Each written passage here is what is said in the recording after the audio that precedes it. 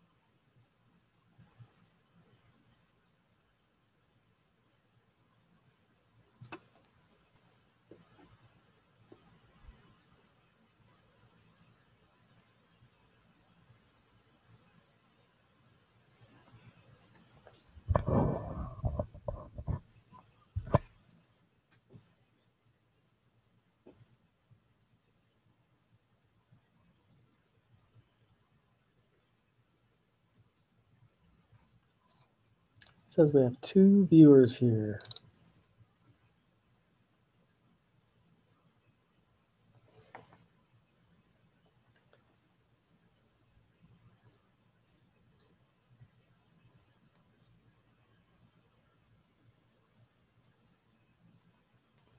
Whoever else has joined us, if you would like to actually join inside the real Hangout, Carrie's email has 2 links, one for general audience and one to actually join in the Hangout. And since right now there's only 3 of us, 2 or 3 of us in the actual Hangout, if you want to join in with us, you can join that other link and actually jump in and be on camera with us for a few minutes.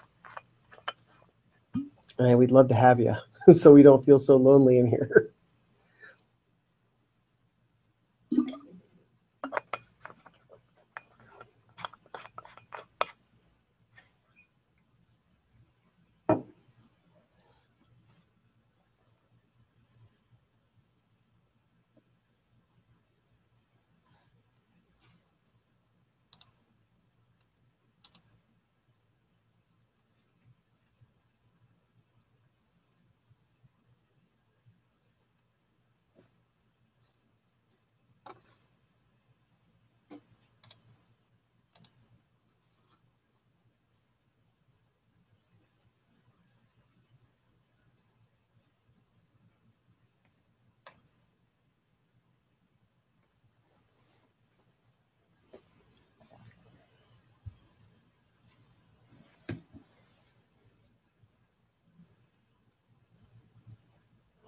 Well, it's just about time to start and was trying to wait for Heather. I sent her a quick extra invite to see if she's coming in. Let me maybe send her a little message again to see if she's coming.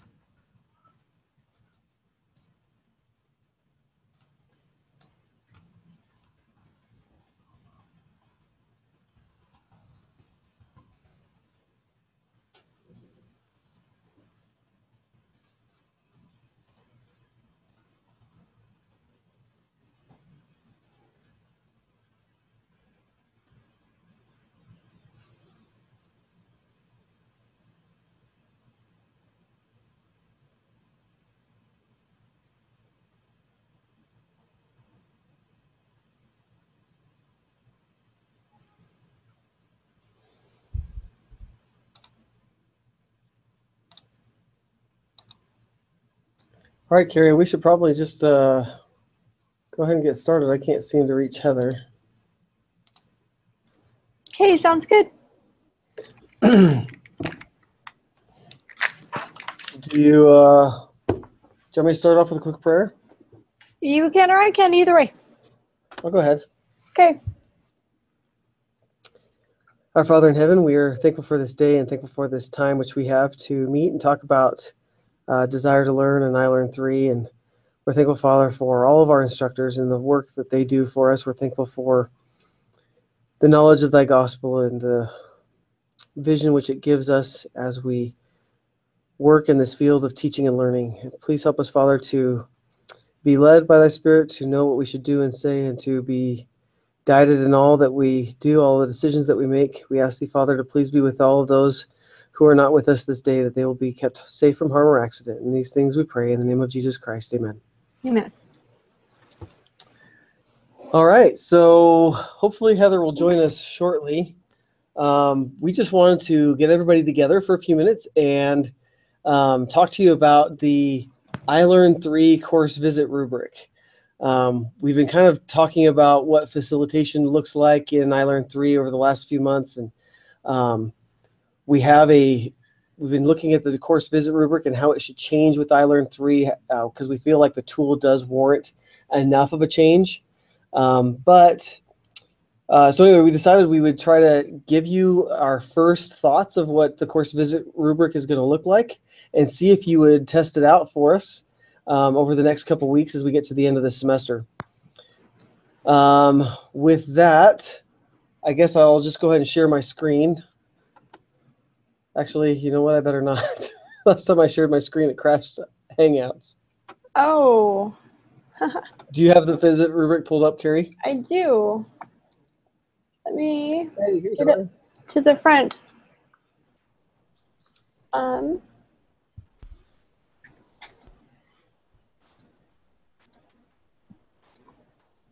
Okay. So Are you Heather, sure? Yeah, Heather, we just did a quick little introduction about what we're going to do, what our expectations are with using the course visit rubric over the next couple weeks. And now we're just going to kind of walk them through some of the changes that we've made here. Awesome. Sorry if I, got in a little late. No, you're doing fine. I'm going to see if I can't be cameraman. Okay, sorry, it's giving me a little bit of setup information that I need to do apparently. Oh, I don't have the plugin. Is that going to be a problem?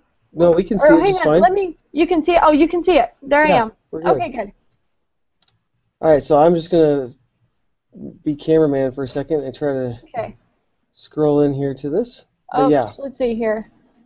How do I get my toolbars to... Oh, here we go. Haha, got it.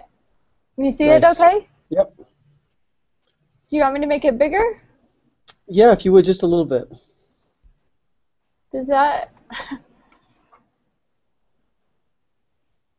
That way you're seeing most of it, right? Yeah, that's fine. That'll work for us.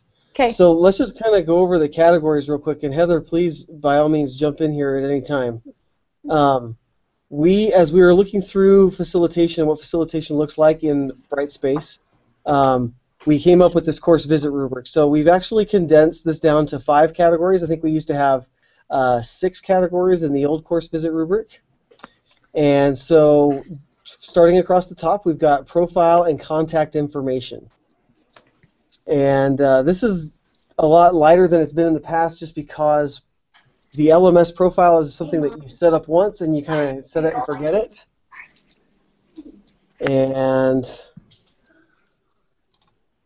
we also, I'm trying to think of what the other things we had here for profile and contact. Oh, so we want to make sure that instructors are putting their profile and contact information in the LMS profile, which is the system profile in the upper right-hand corner where your name is, as well as your contact information, which will most likely go onto the overview page. Is that right, Carrie? Are we still setting that up like that? Yeah, I think so. I think that's a great introductory page where they land the first time they come into the course.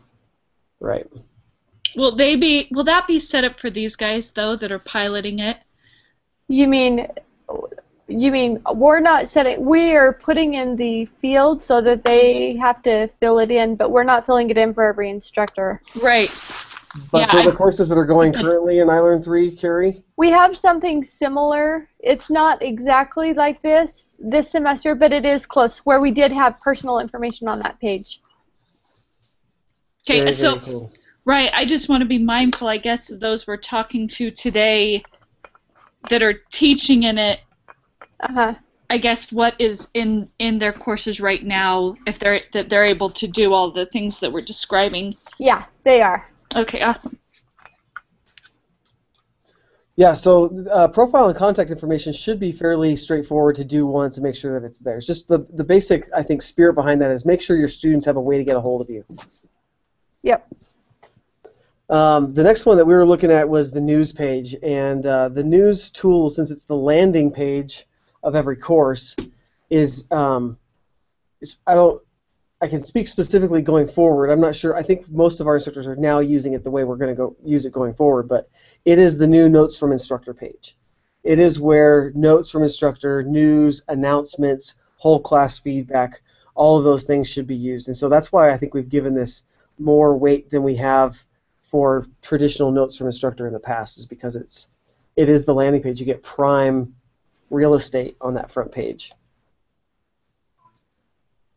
Heather or Carrie, did you want to say any more about that? I was just saying that's the category that would have gone away from the last course visit rubric, as announcements and notes were combined then for this new category. And just to differentiate between that this one is required, the news page being like a notes from instructor page, but if you have that separate instructor discussion board page, that's not required on here. Right. For instructors to use or participate in, but the news pages. Yeah. So going forward in all the new designs that we've been looking at, that other page that's going to be inside the course content is called Instructor Space. I was in a few meetings today where a lot of designers want to change the name of that, and so I'm open to new names for sure. But the Instructor Space really is a discussion board, so we just looped that into all the other regular discussions that are into the course, making sure that the instructor is demonstrating presence in the course, whether that be in regular discussions and or this other Instructor Space discussion. So we just want to make sure that wherever there's a discussion, the instructor is present. So yeah, so we have discussion boards is the next category. After that, we have gradebook, and just trying to make sure that grades are still being graded within 7 days. Not a whole lot new here. And then we did to separate gradebook from assignment feedback, because we felt like there was two major things we're looking at. First of all, on gradebook, are students getting their assignments graded in a timely manner? And second of all, assignment feedback, are they getting substantive value-added kind of feedback inside their assignment feedback? And so that really makes up the whole course visit rubric right there from the beginning. Any other thoughts or questions or comments about that, Heather or Carrie? Or I have an unrelated. I mean, I will say, yeah, just like Dave said about those last three, those aren't really changed too much from the first course visit rubric. I'm curious still about this instructor discussion board area. You were saying you could. Is there an ability for instructors to name it themselves, or will that not be editable? Like, we need a general name for it wherever it appears in the course, like water cooler, or I'm just wondering how many instructors are using it for different purposes. Like if they're using it, just for fun, students to talk about things outside of class in, or if they're using it for instruction, or... Yeah, so we have to, first of all, we have to have a default name for it in every course design. So we're trying to figure out what the default name should be. And I left it generic enough as Instructor Space so that instructors would rename it. And my understanding is they will have access to rename that space, right, Carrie? They will. Yeah, their permissions are such that they can edit pretty much everything. And we're we don't want instructors to go in changing content, but if they need to change a spelling error, they can. And that way we do have the ability to push out any course fixes that need to be made in the course with the instructions to do those changes. Right. But yeah, they can definitely edit that instructor space to call it whatever they want. That's good. But they're still vetoing your instructor space name? Yeah, course designers don't like that name very well. Doesn't seem like it should be such a problem if they can edit. I mean, if instructors can edit it. Yeah. But yeah, like I said, we'll come up with something that we'll name that. But I think the whole point for this course visit rubric is we just need to make sure that it's a discussion board space that instructors can use to interact with anybody, and we'll loop that in a course visit to any kind of discussion, making sure instructors are present interacting with students. Mm-hmm. Carrie, if you wouldn't mind, let's scroll over so we can see the kind of the calculations columns here, so I can explain this just a little bit. But yeah, so we already have these weights assigned. Is that? Hang on, just a sec. Can you see that whole thing now? Almost. Oh wait. We're getting some of the extra page. Yeah, if you scroll back to the there you go. Perfect. Okay. So we've set this up like we have the other course visit rubrics, so that if you just start entering scores in the score column, it will automatically calculate for you. If for some reason a course that you're looking at does not have discussion boards or discussion boards don't apply, you can put an NA in that NA column, and it will kind of void out that score for that row. So in other words, it wouldn't count against you if you put an NA there or a 0 in there.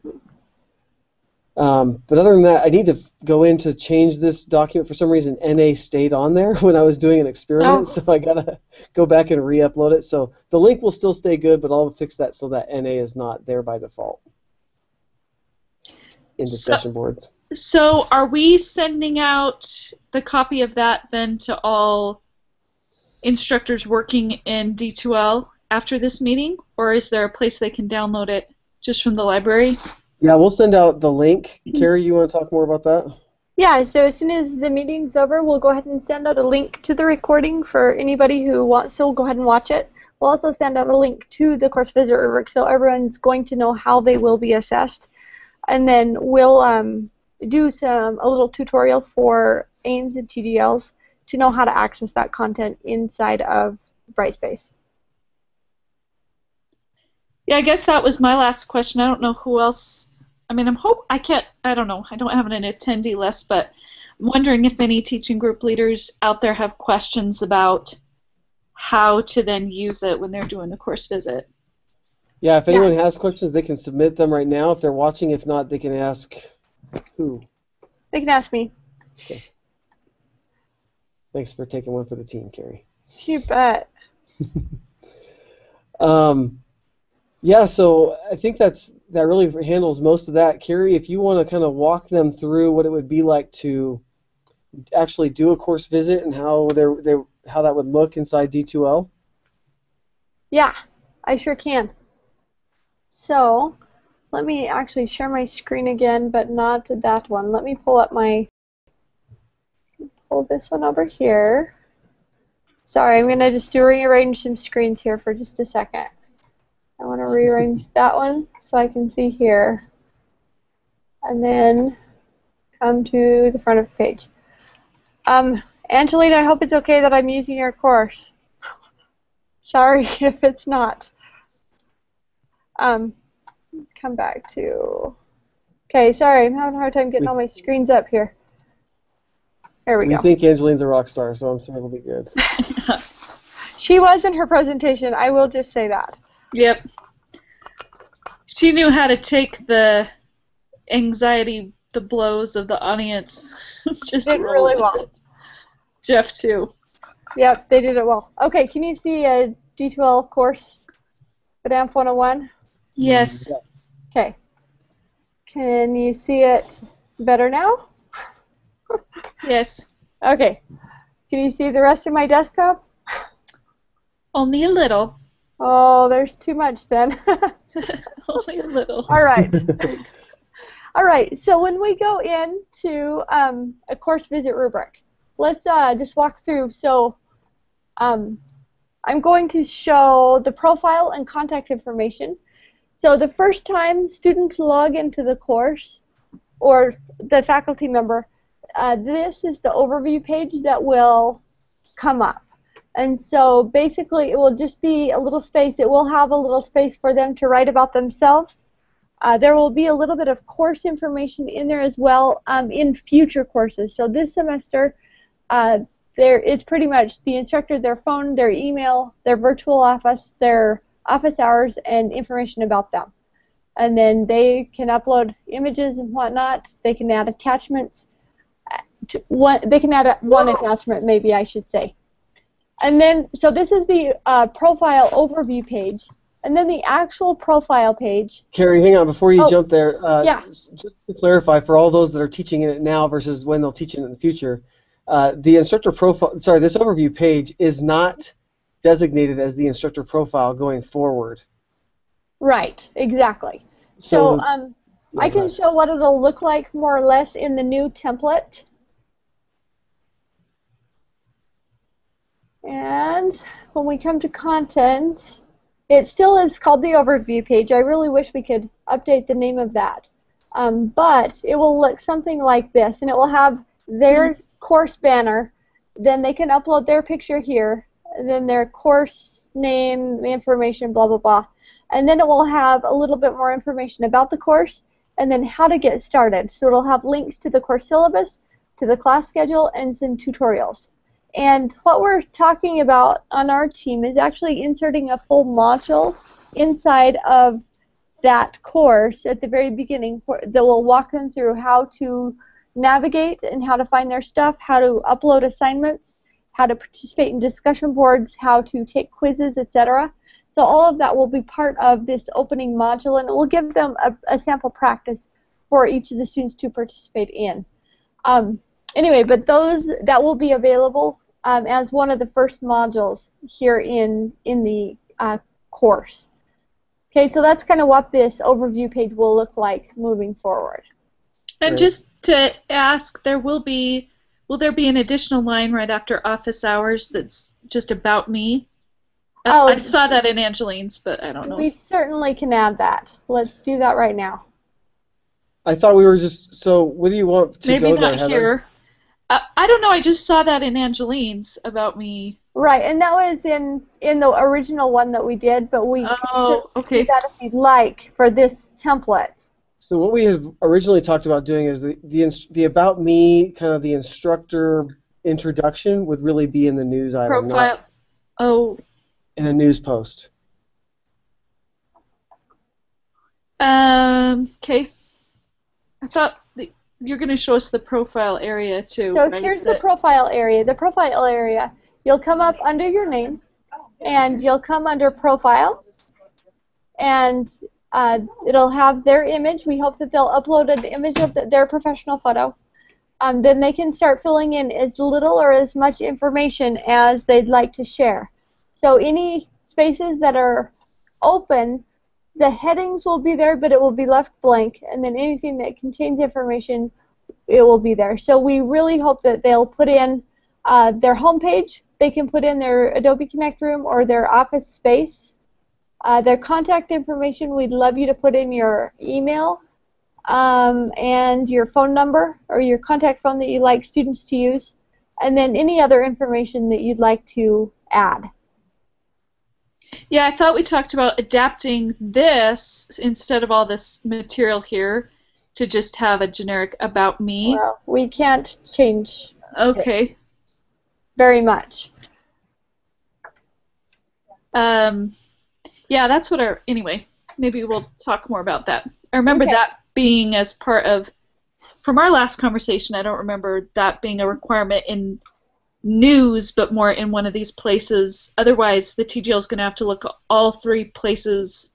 I mean, there's no requirement for any biographical information anywhere than on the course visit rubric, unless it's in one of those two places, or we try to split out and make that requirement in news too, which I think is complicated.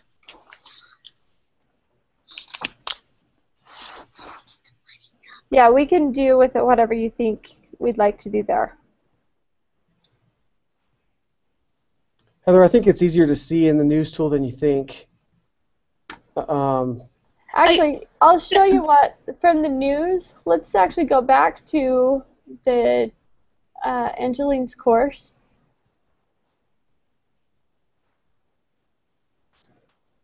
When you click on the news tool, so from the home page you can just click news, and it will actually bring up all of the news items that the instructor has created. And so it would just be hopefully one of the very first ones.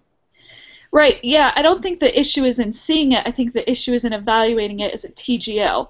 So you're looking now 3 different places to get profile type of information. You're looking overview profile, and you're looking in the news.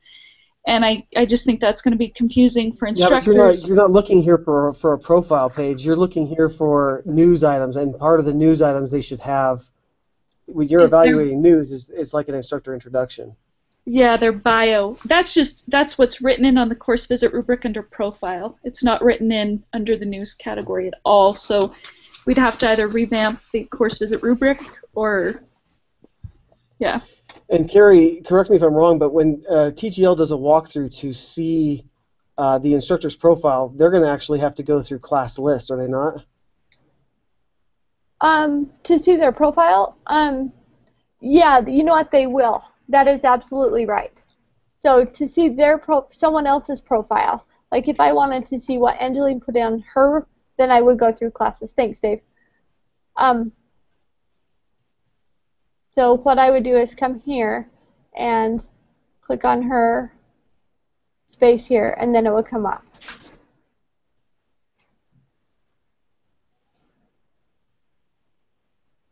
So that's how you would do that.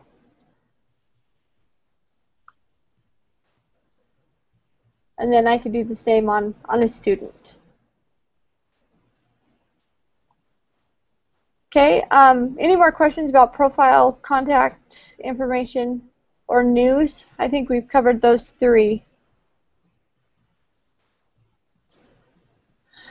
I can't see anyone, so I'm hoping that's a no. Okay, next we'll go into discussion boards. Now, I will say discussion boards are a little bit trickier, but I'll show you a couple of things to at least look at, and then hopefully we can find a better way. I'm hoping that as we go to the Desire to Learn conference next week, we'll be able to learn some new things that they're developing. So as a TGL, let me actually just change my role. As a TGL, what I would do is come into Teaching Tools and come into Edit Course and come into Discussions. And what I would then do is actually open up the statistics to start. And the reason I would open up statistics is because you can even see which discussions the instructor has participated in. So come to statistics and find the instructor. Actually, there are a couple different ways to look. We can look by user or by forums and topics. So maybe we'll start here by user. And so here's Angeline right here. We can see that she has created 10 threads of her own. She's created 80 replies, and she's read 275 posts overall. So that can be helpful in seeing kind of overall their participation, and then you can start to drill in.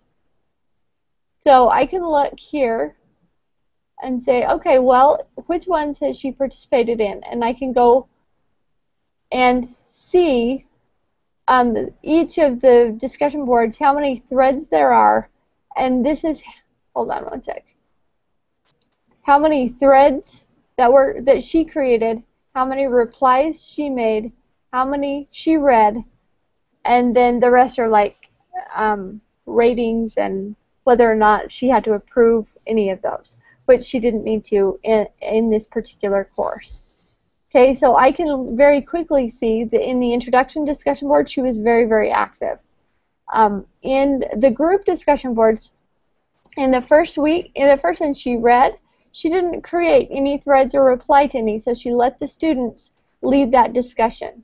in her instructor notes Q&A, which will be the instructor space, you know, she's very involved in those spaces. And then the teach one another, she's read some but hasn't participated, like giving replies and things like that. Okay, so if I wanted to see what kind of questions that the instructor is putting in there, what I'll do is I'll actually come back to the discussions list. Oh, sorry. And just for example, since she participated a lot in this introduction one, I'm going to go ahead and open up this discussion board. Oh, and actually, I can't remember if view in grid view maybe I can't remember if the instructor shows up in grid view or not. Oh, it does. So what I can do here is I can see everywhere that she's posted. So it might be easiest if I just do a search, and then I can very easily see what she's participated in, and then I can come and click in and see her post. Oh, but not very well. So it's hard to see the entire discussion in this view. It would be each individual post out of context. Exactly, it would be. So another way to view the discussions, maybe not, is it may just be better inside the topic and just opening up the discussion, but you still have to go in to each particular discussion to see the instructor's participation in the discussion board, but at least this way you'd see it in context of the discussion. Still, I think all those views are helpful. But it's, yeah, but the hard thing is it's not a one spot look, right? It's a little hard to find the instructor participation, I guess is what I'm trying to say. But with those different ways, you can get different kinds of information. Yeah. Okay, and then gradebook. Any other questions or comments about discussion boards? I think that's good, Carrie. Okay, and then grades. We can come into the grades this way, coming into the grades tool. And what this will do is it will pull up, oh man, you know what? Put on your FERPA glasses, sorry. Should I, how about I flip over actually to my demo class? Can we cut that part out? I can try to edit that out for you. Thanks, sorry. Let's come back to this class. Go in to look at the grades here. There we go, that's a little better. And what we can look at here is I could come in here and see, okay, let me look when I pull up, oh, you know what? I don't know if this view actually shows me when it was done. That's not a great way to view when things were graded, though. That's the problem. I could do a spot check on the event log, and that would tell me who made the change and the grade. Let me see if it shows. It doesn't. Oh, it does show the date. So that's one way to look at one particular person. It just shows the date graded, though. It didn't show the due date, right? Right, exactly. So that's not a great way to do it. It may be better actually for each assignment to actually go in through the other tools. So if I go in through Edit Course and I go into Discussions, but I don't want to do it like this. Yeah, I will say this isn't the best way to view it either. Discussions are going to be hard because it's not going to show the grading activity. Wait, how come it's not? Oh, you know, because theirs aren't graded. Yeah. In this course, these ones are not graded. Let me flip over actually to this other course. Let's look at our 2017 demo. And we'll show it from that one. How's that? Maybe. Let's try again.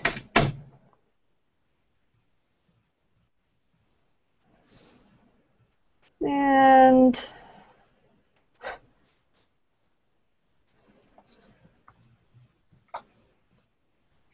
discussions are probably the hardest ones to actually look at from a TGL perspective. Which ones do we actually have some threads in? Do we have any? You know what, I may not have populated any in this course though. I Oh, there's one right there.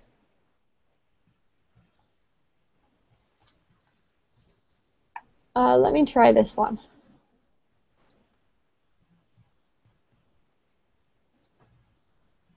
If I want to... No, it doesn't. Gosh.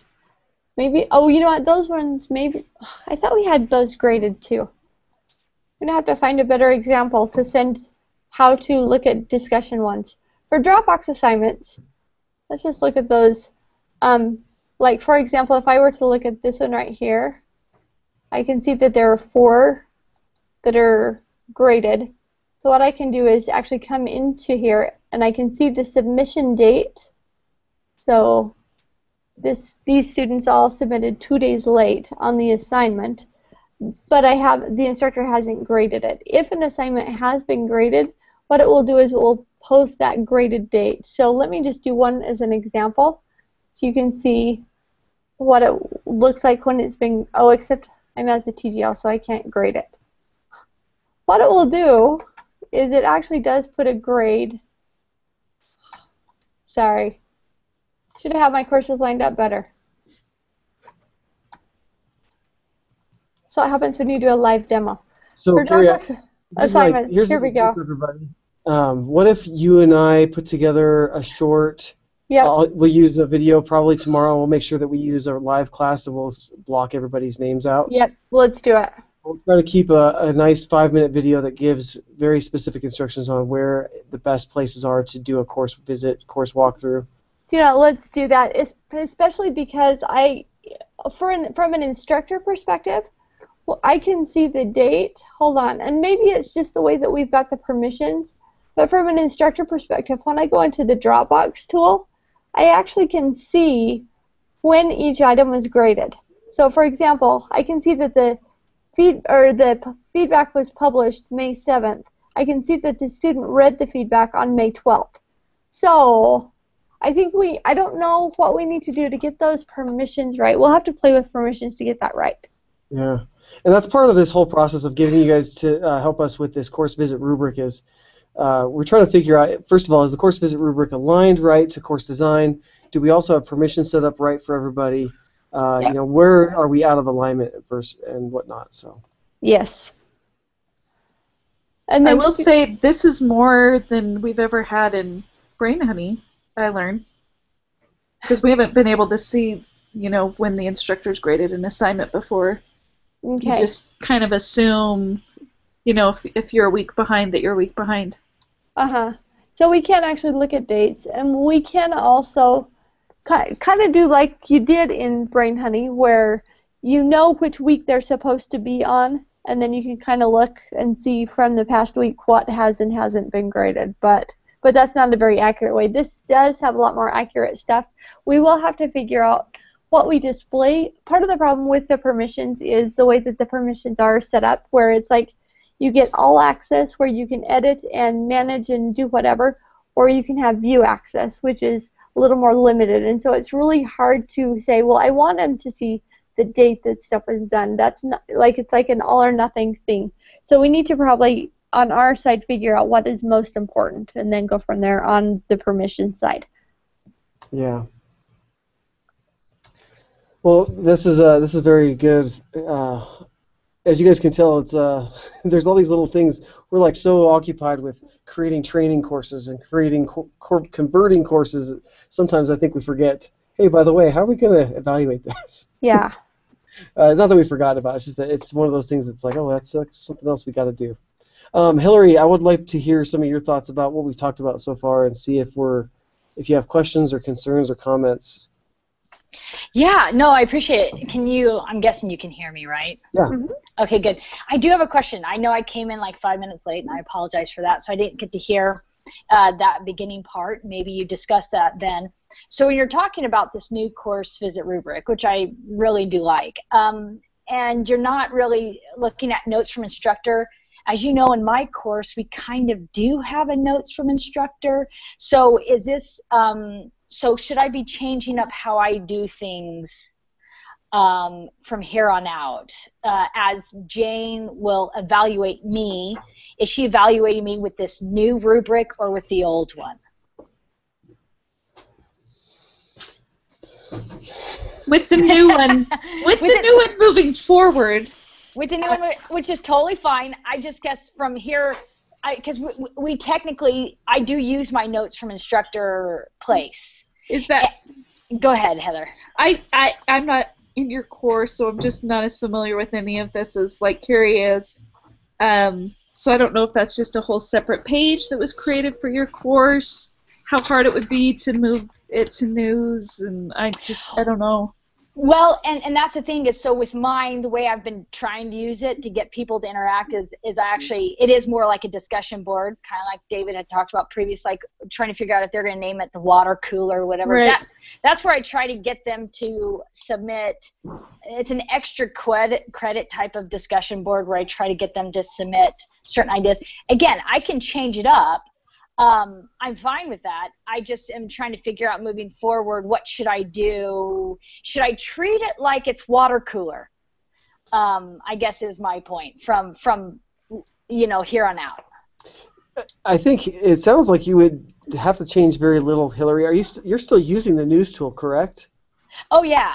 I still use the news tool, but my time is divided because I also try to do notes. And so if the news tool, so I guess my point is that she's evaluating, if Jane's evaluating me according to having my news be similar to my notes, I don't think I'd be as strong. I don't think my rating would be as strong because I've kind of divided up the attention. And there's my daughter.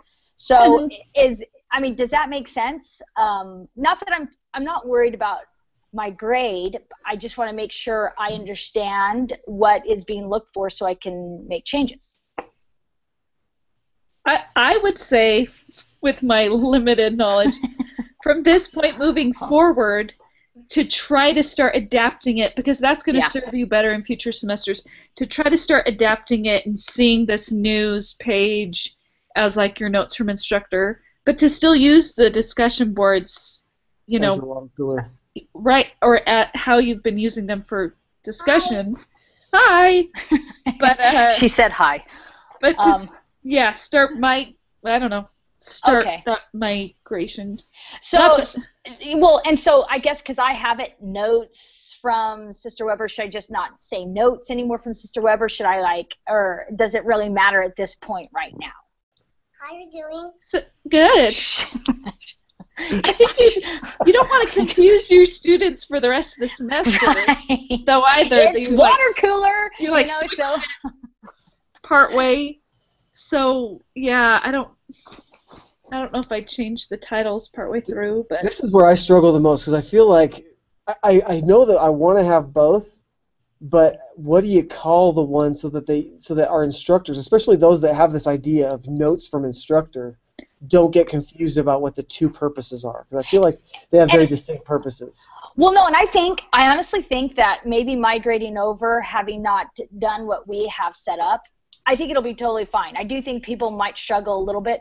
I'm just trying to figure out halfway into it, since I've been doing it this way, what to kind of do from here. But I to be honest, I like the idea. I like the idea of making it more concise and having really just kind of one place for certain information, and that's it. And so I think that that's very good. And then the extra, whatever we're going to name it, water cooler, that's just kind of extra, but the students aren't thinking, I'm going to also get information in this other area too. So I like that it's streamlined. I came into this discussion seeing how it's going to be graded, and so then in my mind I'm thinking, okay, I need to make an adjustment. So that's really all. So. Yeah. And maybe we just need to also instruct, Jane and Angeline, I think, is our other teaching group leader, and I think they will be understanding of that. At the close of this semester, that this is more an opportunity also for them to give us feedback on what's working with that and what's not working, and it will be cleaner at the start of next semester, whoever's piloting in iLearn 3, to be able to be consistent with them from the beginning of what the expectations are. But Yeah. Yeah. And I think Yeah. in my mind I've got it where the news tool is where you teach, and Right. the instructor space is where you interact. Yeah. And if we can kind of separate that line, it sounds like you would probably your rubric score would probably be fairly okay. It's at least gradable. We'll be able to see what you're doing. Right. But like you said, you may not be quite as strong. And I think going forward, it's an easy adjustment that we can make. That's quite small, actually. Okay. Yeah, no, I think that's good. That's good information to know. I will start now putting more of the information in the news instead of kind of dividing it a little bit. So I think that'll be good. This will be a fun little experiment, right? And it is that, and I think I don't want to speak for Heather, but in my mind's eye, I'm less concerned about the scores everybody gets. I don't really think we have concerns about these instructors. I'm more concerned about, is this rubric going to be fitting of the tool at this point? Right. I agree with you, and I think the only way to know is to do it. So that's good to know. So for this second course visit on us in I Learned 3 or Brightspace is going to be with this rubric that you just showed us, that you'll obviously email us so that we can look at more of the breakdown, right? Excellent. Thank you. I'll go ahead and mute in case another child comes. All right, well, I think let's just call that good for tonight. What we'll do is Carrie and I will make sure that we send out tomorrow first of all, a link to the course visit rubric. We'll make sure the course visit rubric is updated as best we can. And then probably a short video on how to perform a walkthrough or a course visit using D2L and all the tools that we have. Make sure we're sending you to the right spots and the right screen so you can get all the data that you need when you make a decision on where you're scoring somebody on the rubric. Does that sound good? Sounds good. Great. Okay. Thanks, you guys. Thanks everybody for joining. Thank you. See ya. Have a good night. Okay, Talk to see you ya. soon.